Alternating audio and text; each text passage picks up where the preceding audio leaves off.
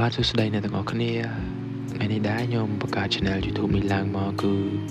ដោយសារតែខ្ញុំចង់ឲ្យអ្នកទាំងអស់គ្នា comment ឬក៏បាននិយាយពាក្យក្នុងចិត្តដែលអ្នកទាំងអស់គ្នា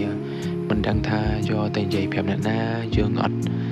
ទុកចិត្តអ្នកដែលនៅជុំវិញខ្លួនយើងហើយយើងរៀងណែនធូរយើងអត់ដឹងថាត្រូវបញ្ចេញទៅណាអញ្ចឹងអ្នកទាំងអស់គ្នាអាច comment នៅក្នុងខាងក្រោមវីដេអូនេះបានហើយនៅពេលដែលខ្ញុំឃើញ comment អ្នកទាំងអស់គ្នាហើយខ្ញុំនឹងធ្វើការបកស្រាយខ្ញុំនឹងធ្វើការនិយាយពីបទពិសោធន៍ខ្ញុំបើសិនជាខ្ញុំធ្លាប់ជួបរឿងដូចអ្នកទាំងអស់គ្នាដែរហើយខ្ញុំចង់ធ្វើ channel YouTube នេះឡើងមកគឺដូចចង់ឲ្យអ្នកទាំងអស់គ្នាមានអារម្មណ៍ទូស្បើយនៅក្នុងចិត្តខ្ញុំក៏ធ្លាប់ជួបរឿងនឹងដូចគ្នាអញ្ចឹងខ្ញុំយល់អារម្មណ៍អ្នកទាំងអស់គ្នាហើយខ្ញុំអត់ដឹងថាត្រូវបញ្ចេញទៅអ្នកណាគេទេអញ្ចឹងខ្ញុំបង្កើត channel YouTube នេះគឺចង់ឲ្យអ្នកទាំងអស់គ្នានិយាយវាចេញមកអញ្ចឹង